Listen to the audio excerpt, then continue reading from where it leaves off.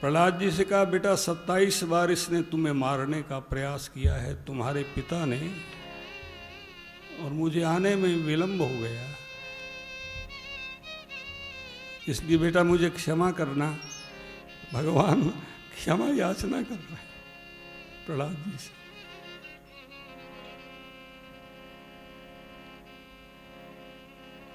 और इतने क्रोध में थे नरसिंह भगवान कि हिरण्यकश्यप को अपनी भुजाओं में लिया, जंघा पर बिठाया, उसका पेट विदीर्ण कर दिया, क्योंकि बहुत वरदान उसने मांगे हुए थे। सैकड़ों वरदान भी व्यक्ति मांग ले, पर जब तक उनकी कृपा का हाथ नहीं है, वो वरदान उसके लिए अभिशाप से बन जाएंगे। अभिशाप भी जहां वरदान हो जाते हैं, भगवान की कृपा का आश्रय करने से किसी की बद्दुआ आपको लगती नहीं है। पहली बात तो भक्त ऐसा कोई कृत्य करता ही नहीं कि दूसरा उसको बद्दुआ देवे,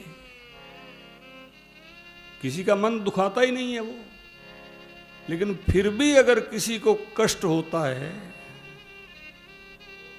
अब देखो प्रहलाद जी का ही चरित्र है, उन्होंने कभी किसी के प्रति कोई कुत्सित भाव नहीं रखा, और फिर भी पिता उसके विरोधी थे।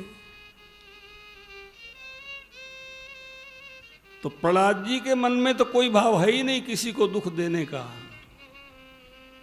लेकिन फिर भी विरोध हो जाता है और कोई उसको बद आशीष देता है, तो भगवान की कृपा से वो उसके लिए वरदान ही सिद्ध होती है।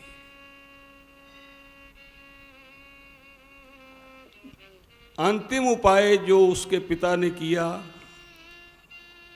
होलिका जिसको वरदान था कि तुमको अग्नि नहीं जला सकती, तो धधकती अग्नि में बैठे और प्रहलाद जी को उसकी गोदी में बिठा दिया गया। और हिरण्यकश्यप सोच रहे थे कि प्रहलाद जल जाएगा, होलिका को तो वरदान है।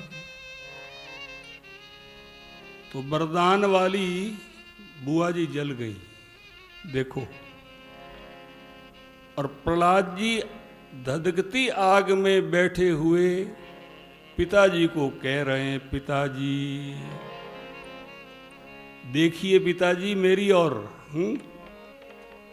राम नाम जपताम कुतो भयम। भगवान के आश्रित जन को कभी भय नहीं होता।